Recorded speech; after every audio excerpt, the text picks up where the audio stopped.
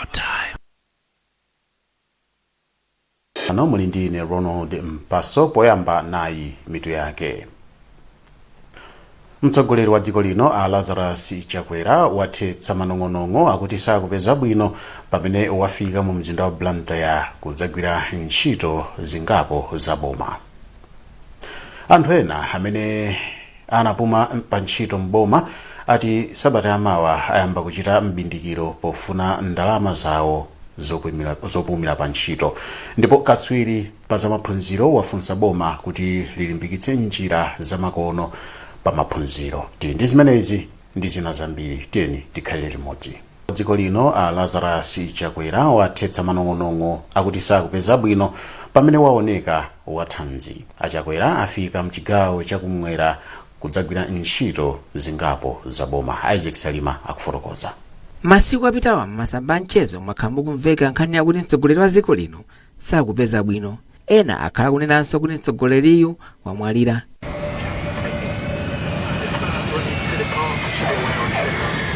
Koma lachisanu Achakwera adafika mmuzinda wa Blantyre kudzera pa bwalo la ndege la Chileka kuchokera ku Lilongwe pamene analandidwa ndi anthu ochuluka kwambiri.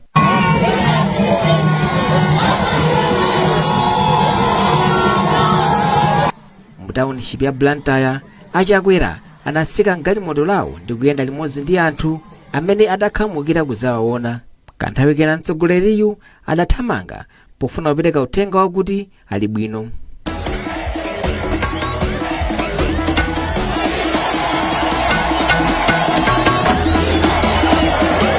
Ndipo ali mmuzindawu Achakwera kanthawi kenanso adachita mapush-up pofuna kupereka uthenga kwa anthu amene amakayikira za thanzi lawo. Nduna yona zofalitsa nkhani m'dziko muno Moses Kunkuyu apempha Malawi kuti aleke mchitidwe omafalitsa nkhani zabodza. Fuka Malawi tikamanena zoti kuli nkhani zabodza, kufalitsa nkhani zabodza amaona ngati bepena timangotsutsa. Koma Satana amachita manyazi, Mulungu amapeza nthawi yoti awayalutse anthu. Kotero kukanamizira kuti President Lazarus Chakwera akudwala zakayakaya. Ayi koma President Chakwera wafa ziwalo. President Chakwera wamwalira. Ndi usatana waukulu koma Mulungu amawachititsa manyazi. Mantchito zina zimene mtsogoleri wa dziko linoyu agwire mchigawo chakumwera lero kalino akhala kutsogolera anthu amene amasewera masewero a gofu pa masewero amene achitikira pa bwalo la masewero a gofu la Limbe Golf Club pamene akufuna kupeza ndalama zofuna kuthandizira ophunzira msukulu za boma za ukachenjede amene amasowa ndalama yolipirira maphunziro awo.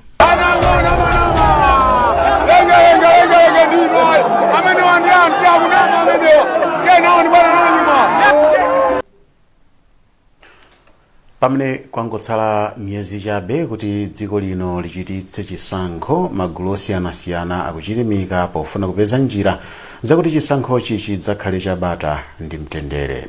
Mwachitsanzo bungwe la Malawi Peace and Unity Commission, Council ya mzinda wa Blantyre ndi mabungwe ena akukhazikitsa makomiti obweretsa bata m'mizinda. Kelly Napolo ali ndi zambiri.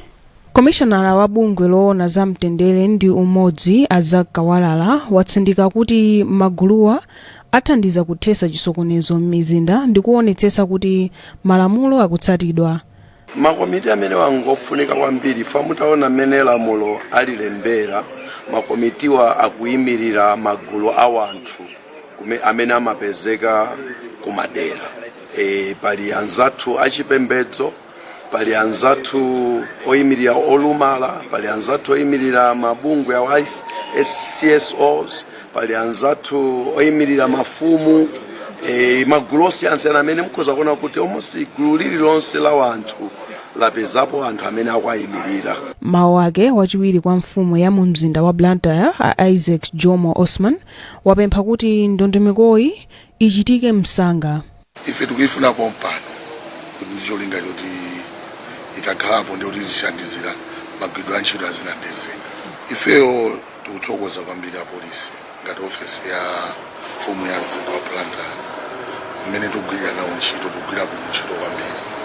Ngati mukuona papatiri pakalikilike kulimbana ndi ana maskini. So zinchito ngati isi ndagwire patoka. MPUC idakhazikitsidwa mu Novemba chaka chatha, ndipo kumayambiriro a chaka chino bungweli lidati lidalandira 500 million kwacha yoyambira ntchito zake. Anthu amene anapuma pa ntchito m'boma akuti sabata yamawa ayamba kuchita mbindikiro kulikulu la boma mu mzinda wa Lilongwe pofuna ndalama zawo zopumira pa ntchito. Kudzera mu gulu lawo anthuwa akuti pamodzi ndi abale wawo sasiya kuchita mbindikirowu mpaka boma litawapatsa ndalamazi. Gululi lati anthu oposa 5,000 amene anapuma pa ntchito m'boma kuyambira mchaka cha 2021 sanalandire ndalama zawo zopumira pa ntchito, malinga ndi mmodzi wa anthuwa a Ben Mitochi. Izi zikuchititsa kuti ogwira ntchitowa azikumana ndi mavuto akulu pa miyoyo yawo ya tsiku ndi tsiku. Katswiri pa zamaphunziro a Benedicto Kondowe wafunsa boma kuti lichilimike pa ntchito yolimbikitsa njira zamakono zaluso pa ntchito zamaphunziro mdziko muno. Akondowe alankhula izi amayankhulapo pa zimene boma likuchita polimbikitsa maphunzirowa mdziko muno. Padakali pano ofalitsa nkhani ku nduna wa zamaphunziro a Mphatso Mkuonera wati ndi okhutira ndi mmene ntchitoyi ikuyendera. Daniel Zimba akufotokoza. Boma likulimbikitsa maphunziro ogwiritsa ntchito zipangizo zamakono ndi zogwirizana ndi luso latsopano mu ndondomeko yomwe akuyitcha Building Education Foundation through Innovation and Technology mchingerezi. Mwazina, mu ndondomekoyi ophunzira asukulu za primary akumapatsidwa mafoni wotchedwa tablet oti adzigwiritsa ntchito akamaphunzira.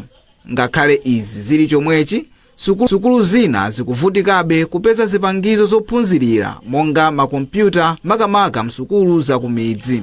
Poyankhulapo, katswiri pa zamaphunziro kuchokera ku bungwe la Civil Society Education Coalition CSEC a Benedicto Kondowe wati boma likuyenera kuyika chidwi chochuluka pa ntchitoyi kuti dziko lino lipindule. Tikamakambirana kugwiritsa ntchito njira zamakono sangoyang'ana mtown mokha koma tiyang'anenso kumudzi.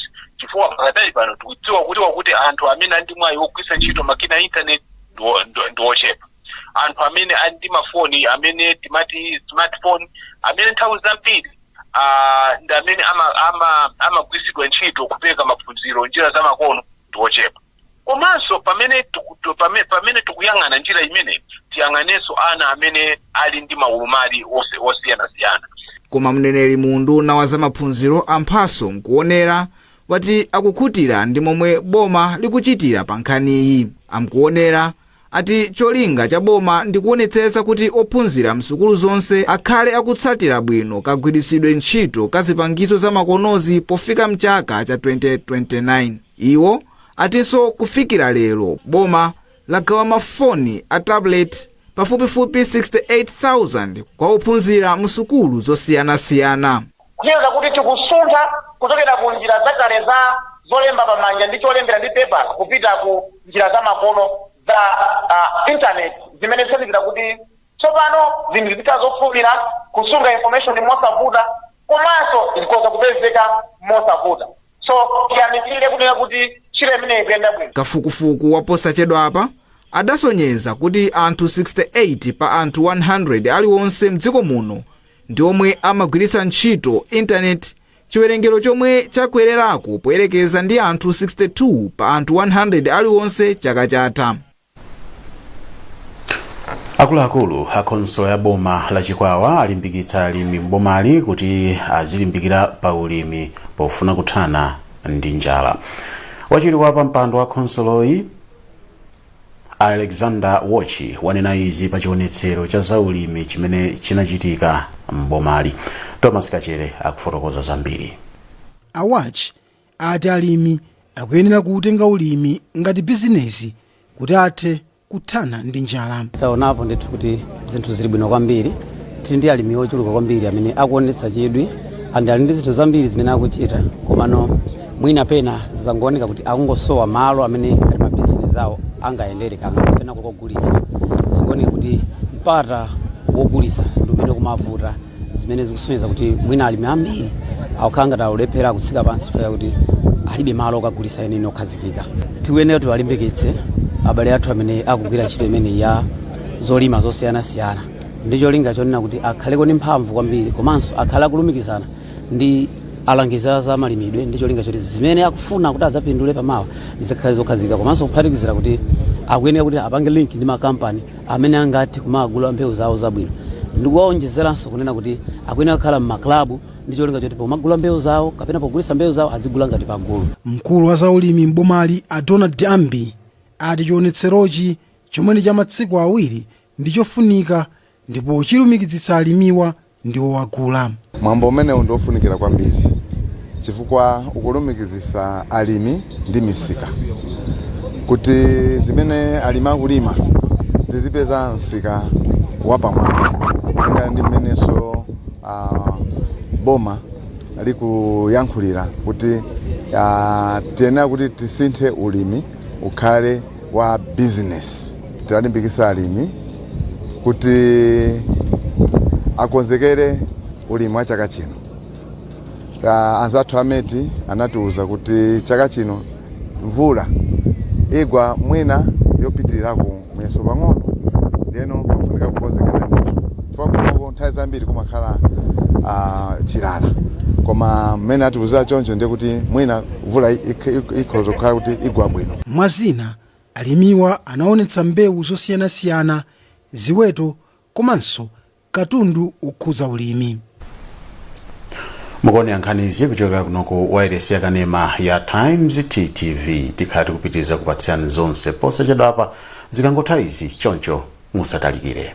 Sunny days, Parapain Baby swoops in, specially formulated to chase away pain and bring back the smiles. Uniquely developed so that it doesn't contain a drop of salicylic acid, ensuring the safety of our children. Whether it's fever, teething discomfort, or tummy troubles, our hero is on the case, ensuring your little one feels better, faster, with a taste kids love. But remember, it's not a sweet. Parapain Baby is designed for easy intake, chewed or dissolved. Brought to you by Mwai Pharma. Parapain Baby, tough on fever, gentle on tummies. Yes, Loani. Ziko mota kulandirani. Bwanji goti. Cholembera chino bwana. Ife tuma office muno timagwirisa ntchito zolembera zake zimene. Cholembera ichi ndi cha bundle. Zolembera za bundle zakazi kukutumikirani kwa nthawi yayitali. Pano ndikulengeza kuti tabwera ndi zolembera zatsopano zomwe zili m'mapangidwe awiri, classic ndi winner. Zolembera ndi zokongola, zolemba bwino komanso zolemba nthawi yayitali. Zolembera za bundle zimabwera m'mitundu inayi, black, blue, red ndi green, ndipo mutha kugwiritsa ntchito mu ofesi, ku sukulu ndi malo ena. Akupanga zolembera za bundle ndi a Euro Industries, kampani yeniyeni ya Chimalawi. Gulani katundu wopangidwa ku Malawi konkuno kuti mutukule dziko lanu. Phone Blantyre 0888 107 261, Lilongwe 0886 074 737. Bundle, buy original, avoid counterfeit. Bundle, right miles with a smile.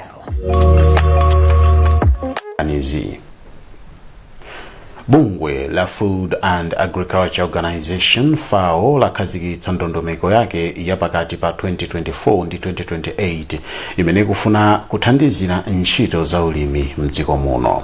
Ndondomeko imwe zina ikufuna kulimbikitsa ulimi, kuteteza chilengedwe ndi kukwaniritsa masomphenya a Malawi 2063. Brenda Kayo ali ndi zambiri mulipotire. Polankhula pomwe amakhazikitsa ndondomekoyi, nduna yoona za ulimi asamkawale anayamikira ntchitoyi ponena kuti ithandizira kuteteza chilengedwe komanso kuthana ndi mavuto okhudza za chilengedwe mdziko muno. Iwo anati bungweli lagwirizana ndi unduna kuti agwire ntchito limodzi pothandizira kuthana ndi vuto lodula mitengo mwachisawawa komanso nkhani za kusintha kwa nyengo. Akawala anaonjezeranso kunena kuti ndondomekoyi akonzedwa pofuna kuthana ndi ngozi zogwa mwadzidzidzi zomwe zimasokoneza ulimi komanso kuonetsetsa kuti alimi akutetezedwa ndi kupeza zakudya zokwanira mdziko muno. Anthu ambiri akuona ngati chakudya tikhoza kumangochipeza popanga ulimi umene takhali kupangira mbuyomo, komano chilungamo chake ndi chakuti chakudya chikumakhala chochepa chifukwa chilengedwe tichiwononganso kwambiri. Dothi lathu linaguga kwambiri mulibenso chakudya chokwanira cha mbewu zathu, komanso mitengo tikungodula mwachisawawa. Ndiye nyengo zikamasintha muchizungu timati climate change ikamachitika, tikukhala ndi chakudya chochepa chifukwa situtsata ndondomeko zabwino zoti chilengedwe chisamalidwe. Oyimira bungwe la FAO mdziko muno a Joan Shen anati bungwe lidzipereka kugwira ntchito limodzi ndi unduna wa zamalimidwe pofuna kuteteza chilengedwe cha dziko la Malawi komanso kuonetsetsa kuti nzika zake zikupindula pa ulimi. Ndondomekoyi kufuna kuthandizira masomphenya a dziko kuti alimi azipindula komanso kuthandizira dziko kuti lizikhala ndi zakudya zokwanira komanso zathanzi. Anthu okwana 319 amene ali ovutika kwambiri mboma la Phalombe alandira thandizo loyamba la ndalama zokwana 260,000 kwacha pa 520,000 kwacha imene akuyenera kulandira kudzera ku ndondomeko ya Tikwere. Bungwe la Yamba Malawi likukhazikitsa ntchitoyi ndi thandizo la ndalama lochokera ku IFAD kudzera ku France. Amene azilandira ndalamazi ndi amene amatenga nawo gawo pa ntchito za mtukula pa khomo, ndipo cholinga chake ndi chakuti achoke mu mphawi. Zambiri mlipotili la Kondwani Muhone. Esther Blake akufotokoza za malingaliro ake oyika ndalama mu bizinesi ya ulimi kuti aonjezere ndalama za banja lake ndi kugwiritsa ntchito ndalamazo kukonzanso nyumba yake.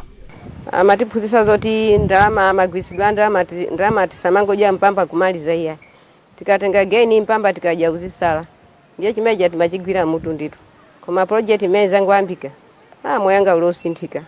Komanso mwananga swali for mtu azamaliza skulu bwino. Mwenje ziraso pamene poso ziweto so ndikagula. Komanso geni ni maenda. Ndikuona ngatiso geni angeza khala yapa mwamba zapitirira nkhani ya project imene.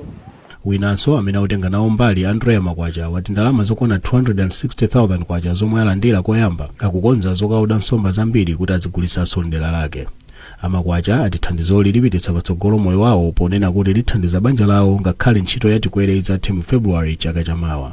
Ndipo Yamba Malawi ikakhala kuna kuti yapita ndinene muona mtima pano pa station ndi zinthu zoti zindipindulira kwambiri.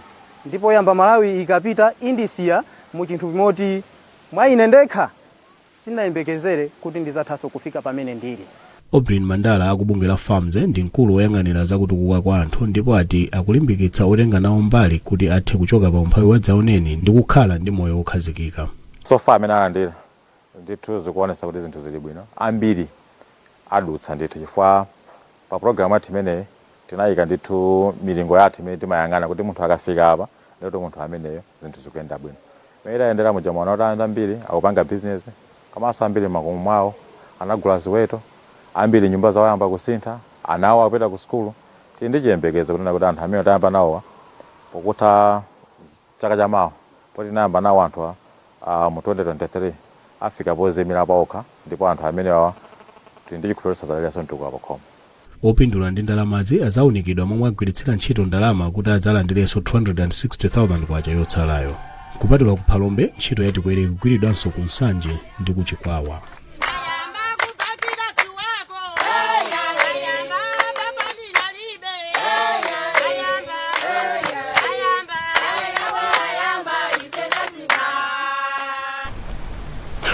Ophunzira pa skulu ya sekondari ya Jacaranda awapempha kuti alimbikire maphunziro wawo kuti adzathe kukhala owerengera chuma.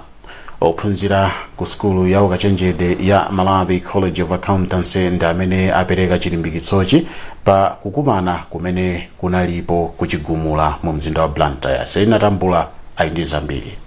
Ophunzira pa sukulu ya sekondari ya Jacaranda anali ndi chisangalalo komanso chidwi pamene ophunzira aku MCA anawafikira ndi kuwalimbikitsa pa maphunziro awo. Mmodzi mwa ophunzira ku MCA Chifundo Batson akufotokoza cholinga cha mkumanowu. Makamaka cholinga chathu kubwera kuno ku Jacaranda zilipo zolinga ziwiri. Choyambilira kunali kuzalimbikitsa ophunzira azathu makamaka amene adakalibe pa maphunziro awo a sekondari zimene akuyenera kusatira kuti akhoze kukafika ku college komanso kuwalimbikisaso anthu amene akufuna kupitiriza maphunziro awo makamaka a accounting, auditing ndi information systems. Ndipo mmodzi mwa ophunzira pa sukuluyi Tiatasha Soko akufotokoza mmene iye wapindulira. Tapindula ngati mmene tapindula kuza kumaphunziro athu mmene tingalimbikirire, mmene tingapangire kuti tipange Excel ya komanso tikokuti tathokoza zimene satipangira like the exercise box atipangayo kuti tikhoza kupapeza polemba. Komanso mphunzitsi wamkulu pa Jacaranda Secondary School Agnes Musa ati izi zilimbikitsa ophunzira pa sukuluyi. Ifetu ana athu tikukhulupirira ndithu kuti alimbikitsika chifukwa auzidwa kuti ngati akufuna kuti akhale aja owerenga ndalama osunga ndalama za dziko ayenera ndithu akhale olimbikira, ayenera kukhala ndi chidwi, ayenera kukhala olimbikira ndi mphamvu kuti ineyo ndithu ndichita. Ophunzira ku MCA analinso ndi nthawi yokumana ndi aphunzitsi pofuna kuwafotokozera zambiri za ukadaulo wokhudza chuma. Bungwe la COMESA Federation of Women in Business in Malawi lalimbikitsa amayi kuti akhale patsogolo pa ntchito yolimbikitsa chitukuko m'maiko awo. Mmodzi wa akuluakulu a bungweli Yamikani Kutengule wanena izi pa maphunziro a amayi azamalonda mu mzinda wa Blantyre. George Gausi wadza ndi ripoti limene akuwerenga Elvis Hoahoa. Kutengule natsindika zakufunika kopereka mphamvu kwa amayi komanso zipangizo zoyenera kuti achite bwino pa ntchito zamalonda. Kuti tifikire azimayi ambiri pakali panopa tikupanga matraining osiyanasiyana ngati imene tapanga lero, komanso tili ndi makampeni makamaka advocacy oti tiathandize azimayi oti sakudziwa za bungwe lathu koma akhoza kupindula ku bungwe linoni. Ndiyeno tikakhala ndi matraining chonchi, tikakhala ndi zinthu zosiyanasiyana, tikayitana azimayi amene ali mamemba athu amatha kuyitana azinzawo kuti abwere nawo azapindule pa zinthu zosiyanasiyana zimene timapanga ifeyo. Maphunziro anachitika mogwirizana ndi bungwe la Grace Michelle Trust. Mkulu wa project ya nthambi ya bungweli kuno ku Malawi Amphatso Zidana akufotokoza za masomphenya a bungweli. Timagwira ntchito zothandiza makamaka magulu amene amakhala ona kuti patsingoto marginalized ngati azimayi, atsikana komanso ana ndi achinyamata. Bungwe limeneli linayambira South Africa chaka cha 2010 komano kunoko Malawi kunoko program eti inayo ndi timana to women creating wealth imene imaphunzitsa azimayi business. Ndi pakadali pano pataphunzira takhala mu program imene azimayi opitirira 700 amene akuphunzira ndithu kapangidwe ka business. Mai Teresa Mchacha yemwe ndi mlimi wa nkhuku komanso mwini wake wa GTFG Holdings Limited anayamikira ndondomeko iyi chifukwa cha ubwino wake. Mkumano umenewu wadipindulira kwambiri chifukwa ndachita mwayi opanga okumana ndi azimayi anzanga amene amapanga business, komanso wandithandiza kuti ndidziwe zinthu zomwe sindimadziwa zomwe ndikuyenera kutsatira ndondomeko zoyenera kuti nditsatire kuti business yanga iyende bwino. Ntchito iyi ndi imodzi mwa ntchito zomwe bungwe la Comfweb likuchita pothandiza amayi amalonda mdziko muno. Banki ya FDH yapereka 5 million kwacha ku bungwe la Institute of Marketing in Malawi. Ndalamazi zithandizira pa kukonzekera msonkhano waukulu wa bungweli mboma la Mangochi kumapeto kwa mwezi uno. Atiyese Kayimira ndi mkulu wona zamalonda ku banki iyi ndipo akufotokoza. Ife monga FDH Bank tathandizanso IMM chaka chino chifukwa chakuti msonkhano amene ukubwera ndi msonkhano waukulu omwe atiuza kuti chaka chinocho tikufuna tikaoneza ukadaulo wa mashine amatipa a intaneti ndi zina zoterozo kuti monga nyengo ya sintha anthu masiku analugwitsa kwambiri timati ma social media kukhala kwambiri pa intaneti ndi zina zoterozo zimapereka upangiri okuti tidzidziwa zinthu mmene zingayendere. Ndiye tinaona ndi chofunikira ife monga FDH Bank kuti tipange nawo zimenezi kuwapatsa ku kanga chepe komwe kali kokwana 5 million kuti titeso kutani kukaona ndi kuphunzitsana ukadaulo wa momwe iwo akonzera mwambo wa chaka chino. Ndipo wachiwiri kwa mtsogoleri wa bungwe la Institute of Marketing in Malawi George Damson anathokoza FDH Bank chifukwa cha thandizoli. Ife ngati IMM ndife okondwa kwambiri chifukwa cha thandizo limene tathandizira kuchokera ku FDH Bank. Thandizo liri litithandiza kwambiri kuti msonkhano wathu ukale msonkhano wabwino kwambiri.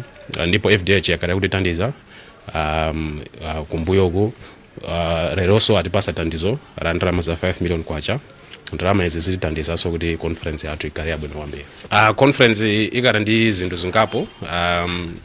Mmene ndafotokozera kale theme yathu tikala tikuyang'ana za technology ku marketing, komanso tikala ndi zinthu zina zosangalatsa ma marketers ngati sip and paint, kukala ku quiz night, komanso chaka chino ndi chaka chachikulu kwambiri chifukwa chakuti tikalanso ndi AGM yathu pamene kuti akale ma elections osankha board yatsopano. George Damson akubungwe la Institute of Marketing in Malawi. Nkhani zathu ndi zomwe ziko tisanasiyane na inso mitu yake. Mtsogoleri wa dziko lino Lazarus Chakwera wafika mchigawo chakumwera kukagwira ntchito zingapo za boma. Anthu ena amene anapuma pa ntchito mboma akuti sabata yamawa ayamba kuchita mbindikiro pofuna ndalama zimene anapumira pa ntchito. Ndipo katswiri pa maphunziro walangiza boma kuti lilimbikitse njira zamakono pa maphunziro. Mukhoza kupeza nkhani izi ndi zina zambiri pa makina internet kudzera pa www.times.mw, pa Facebook pa tsamba la Times 360 Malawi, X @Times360 Malawi, komanso pochita subscribe ku 1895 poimba star 1895 hash. Mwana indine Ronald Mpaso ndikufunireni madzulo opambana pamene mukupitiriza kuonera maprogram osiyana-siyana pano pa wireless yakanema number 1 Malawi monse muno, Times Television TTV zakuno zonse. To all our believers, to the Niger Gunners of Globe Road, all you Artetas of Africa, of Accra, of Maputo, of Oimbo, the legends of legends down Lusaka way. We hear you. Now hear us. Obrigado. Dalu. Betway, the official global betting partner of us.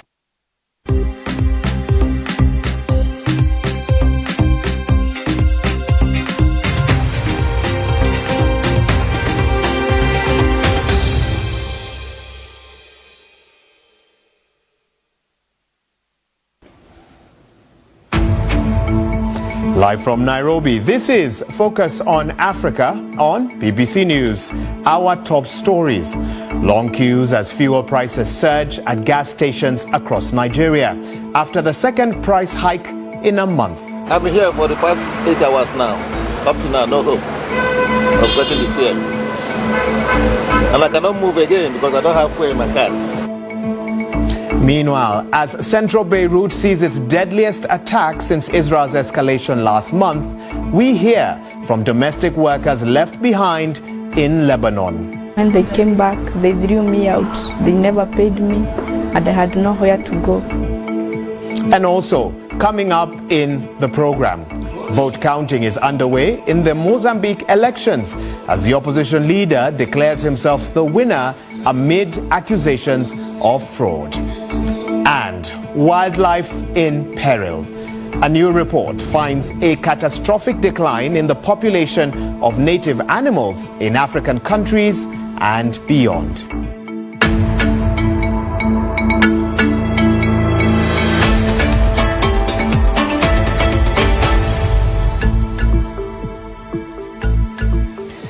Well, many thanks for joining us. You are watching Focus on Africa. I'm Wahiga Mwaura.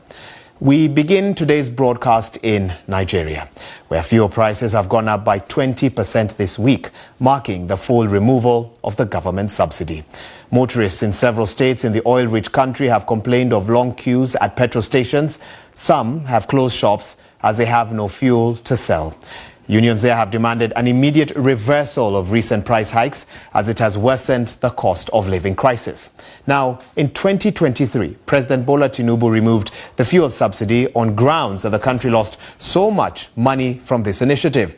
Just 2 months after it was scrapped off, Mr. Tinubu said that the country saved $1.32 billion.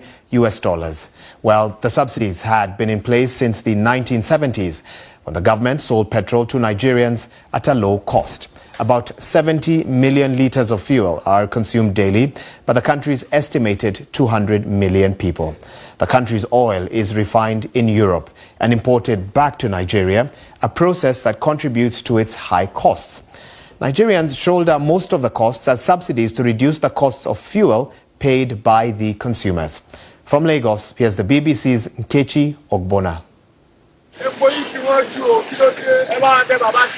Here in Lagos, Nigeria's commercial nerve center, fuel prices are as high as 1,075 naira at fuel stations. Queues like this are spread all over the state and across Nigeria. Motorists say they have spent over 6 hours on this queue. Some fuel stations are not even selling fuel, but most motorists are still hopeful that they will get some fuel. Now, Nigeria, one of Africa's top oil producers, has seen incessant fuel scarcities in recent months, owing to the removal of fuel subsidies by the government about 18 months ago. The fluctuation and the depreciation of the naira, the local currency, has also impacted fuel prices. A lot of motorists here say untold hardship has been what they have witnessed in the last couple of months. I've been here for the past 2 hours now. And we've been there in our car, waiting to see if the queue was moving. But they were not selling. I've been here for the past 8 hours now. Up to now, no hope of getting the fuel. And I cannot move again because I don't have fuel in my car. A lot of people are frustrated. The current economic crisis in the country, marked by soaring inflation and a high cost of living, have impacted people's savings and dwindled incomes, many of whom say they await the renewed hope promised by President Bola Tinubu. Nkechi Ogbonna, BBC News, Lagos. Well, let's now delve deeper into this crisis. I'm now joined by President Tinubu's Special Advisor on Information and Strategy, Bayo Onanuga. Bayo, thank you so much for your time and for joining us on the program. It's the second fuel hike in a month. And what we're trying to understand here is, I believe the announcement of the removal of the fuel subsidy was made last year. Media reports are that there's been another removal of the fuel subsidy as well this time around. I mean, it's rather confusing. What is going on? Well, let me quickly correct some certain misconceptions. Fuel subsidy ended last year, May, on the 29th of May. It was announced by President Tinubu. And the reason he said so was that in that year's budget, there was no provision for subsidy in the budget beyond June 2023. So the president announced on the day he was sworn in that the subsidy has ended. Now, what people are witnessing now is the after effect of the full deregulation of the PMS. All other petroleum products are already deregulated. Kerosene, AGO, the one they call diesel, aviation fuel, and others. They were deregulated a long time ago. Nigeria kept on the subsidy on petrol for many years, and of course, many things happened. A lot of fraud. In 2011, 2012, over 300, 400 billion naira was stolen through subsidy. And Nigeria kept subsidizing, because Nigeria feels that it has some effects on the ordinary people of the country. But again, it was draining away. And if I can just jump in, if what we're hearing that the fuel subsidy has been completely removed is true, does that mean that Nigerians can expect a more standardized fuel price moving forward, or will they see more fluctuations in the days to come? Well, it will depend on the cost of crude internationally and the exchange rate, the naira versus the dollar. The expectation of government is that the country as of today spends about, before Dangote refinery came on stream, we were spending $660 million every month importing fuel. And if you calculate that one over a year, it's about $7.92 billion. Our expectation is that if Dangote begins to supply fuel to the Nigerian market, Nigeria can save over $7 billion every year. And this will reduce the pressure on the naira versus the dollar. And If that happens, will that make the fuel cheaper? If what you're asking, if what you're hoping the Dangote refinery will do happens, will that make the fuel cheaper? You know what happens now? Our fuel cost is conditioned by two factors. Number one, the cost of crude, which is priced internationally in dollars, and the exchange rate. So if we are able to reduce if we are able to strengthen the naira appreciates. That means that second factor that always affects the cost of fuel in Nigeria will go away. So Nigerians can expect better, cheaper products because it will only be conditioned by one, and that is the cost of crude international. Bayo, more broadly, you've had the reaction by Nigerians. They are very concerned about this latest price hikes. They are concerned that the government is blind to their plight. What are you doing in terms of solutions? How do you respond to their concerns today? What people are experiencing, I sympathize with our people or what they are going through. Can I assure you that these are just temporary problems? What has happened is that the NNPC is the only one now taking what they call taking fuel from Dangote refinery. The private marketers, and they, of course, they form the bulk of the market. They have not started lifting. They have some controversy with NNPC, saying NNPC collected their money at the time and did not supply them fuel. They want the money to be refunded to them and things like that. I'm sure they will sort out this problem in a couple of days, and then normalcy will be restored to the fuel market.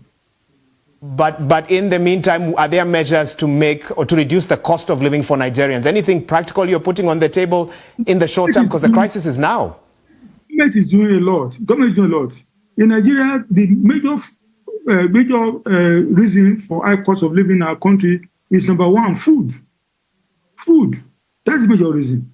And the government of Nigeria, both the federal and the state government, are doing a lot to make sure that they reduce the cost of food. Is the main problem, the cost of food.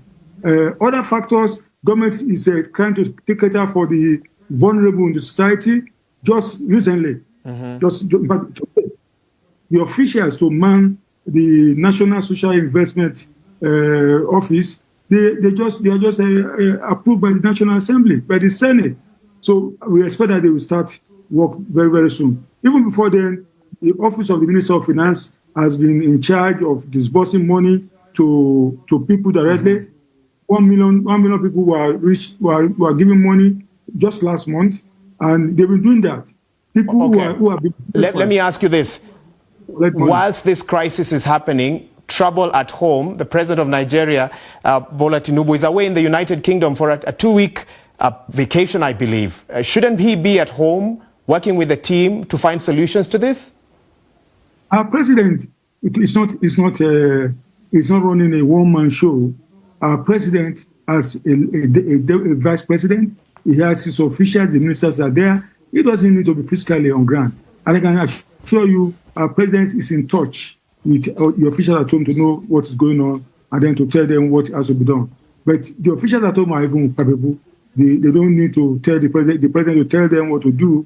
They know what, and they are doing it. They are doing their work. The NNPC, which people are misinterpreting what NNPC is. NNPC is now a limited liability company, not a corporation that people are used to. All right. So NNPC is a business.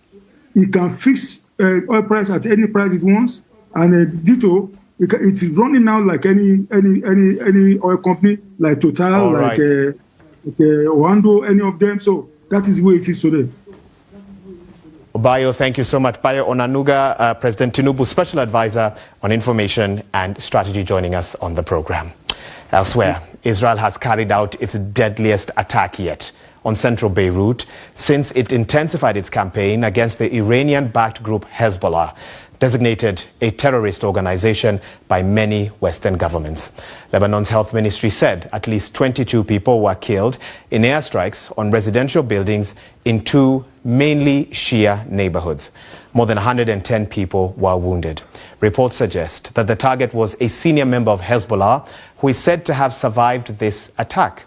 Our correspondent, Karin Toby, has been to the scene of one of the attacks in central Beirut.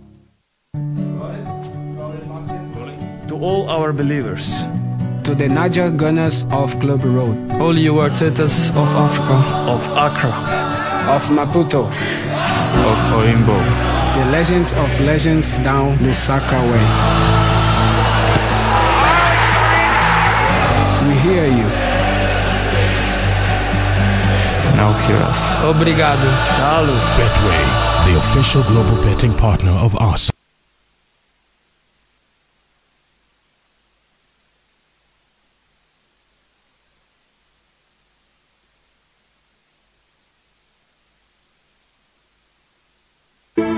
Welcome back to the program. You're watching Focus on Africa.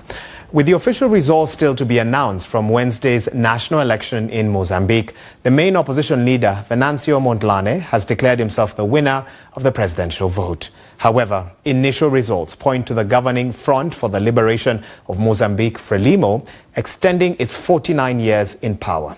Independent candidate Venancio Mondlane and other challengers have claimed that ballot boxes were opened before voting ended and that some of their monitors were denied accreditation to access polling stations. The government has denied the allegations of electoral manipulation and fraud.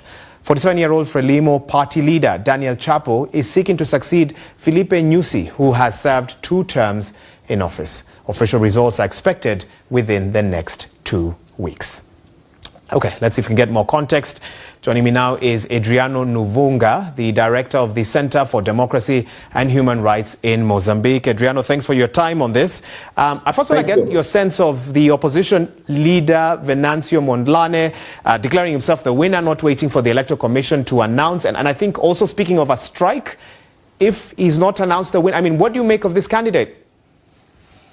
Well, I think it is considering what we have seen. On the one hand, the overall institution of electoral governance favoring Frelimo's candidate, Daniel Chapo, by excluding the political organization that was supporting him, but also considering the widespread ballot box stuffing and the fact that observers were denied accreditation and also the party delegates were denied access to the polling stations.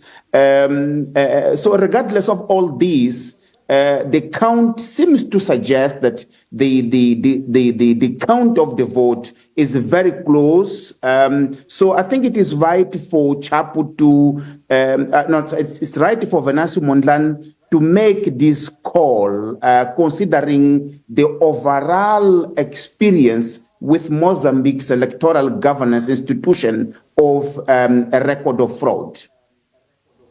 But of course, the Constitution cites the Electoral Commission as the one to make that declaration. And also, the government has denied manipulating the election and some of those allegations that have been made. But let me ask you this. What solutions, very briefly, are candidates putting on the table for the insurgency in the north and the economic challenges?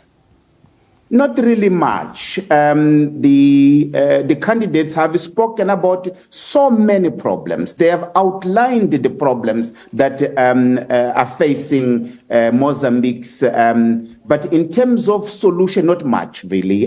For the north, they have talked about it, but no clear policy directions as to how they will address that problem. With that said, people have looked at Venancio Mondlane as someone who can fight corruption, which is the biggest problem that is sitting in between the people of Mozambique and prosperity, which should be shared amongst the population. Well, thank you so much, Adriano Nuvunga, the Center for Democracy and Human Rights in Mozambique. As part of that organization, thank you for joining us on the program. Now, human activity is continuing to drive what conservation charity, the Worldwide Fund for Nature, calls a catastrophic loss of species. In Africa, the wildlife has fallen by 76% in 50 years. This compares with global figures showing that average wildlife populations have fallen by 73% in 50 years. The charity says food production is one of the main factors in this drastic decline, using 40% of the planet's habitable land. The WWF described these figures as a wake-up call and added that, and I quote, "It's no exaggeration to say that what happens in the next 5 years will determine the future of life on Earth." Well, lots to think about there. Let's now get more perspective. We can speak live to Francis Abioye, a wildlife advocate in Nigeria, the founder of Tropical Wildlife Domestication Center. Francis, thank you so much for your time. I want to immediately get your response to that WWF report. What are the main factors contributing to the decline in wild animal species on the African continent? Yeah, well, I will not doubt the data from the WWF, because since the last 21 years that I joined the conservation sector in Nigeria, especially in the southeastern part of the region, I have witnessed all the conservation heritage in the region being destroyed by those who are meant to protect them, and I can agree totally with this, because the last surviving conservation heritage in the region was